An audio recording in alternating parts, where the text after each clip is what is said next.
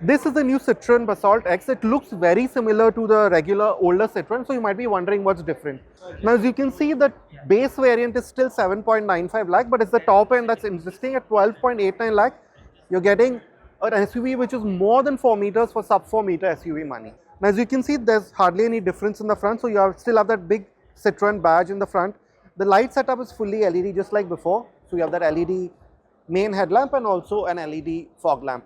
You do find that the 360 camera, it looks a bit added on, probably because it's been added as an afterthought, but that's fine, at least it's there.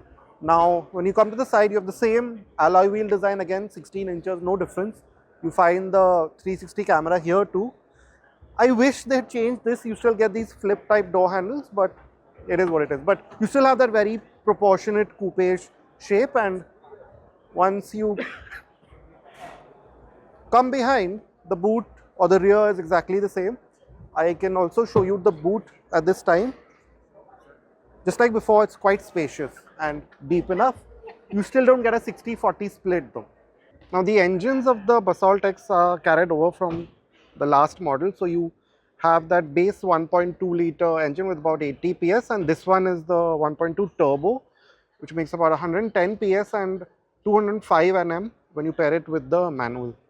Now with the Basalt X, it might look very similar on the outside, but inside it's been a big step up. As you can see, this dash design is very modern, very new, and takes a lot from the international market C3 models that we've seen. So you have those angular patterns here, there's ambient lighting in the dash, there's a lot of soft materials that have now been added around here on the door trim.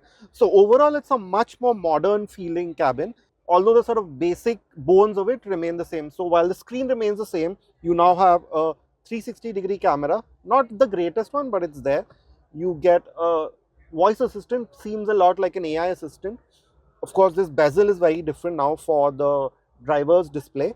You also get a start-stop button, which was a big sort of talking point in the last one. There's wireless charging and ventilated seats, as you can see here. And then, of course, the overall color theme is now changed with this quite upmarket dark brownish and black theme.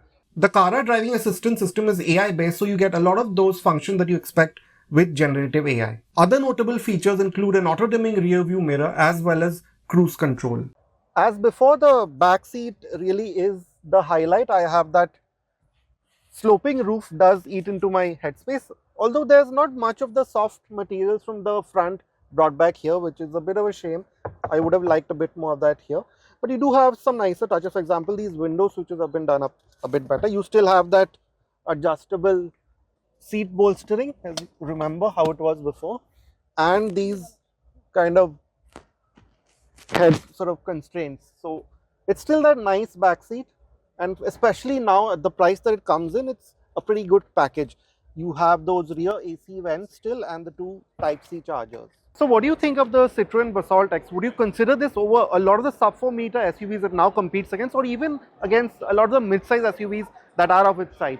Let us know in the comments.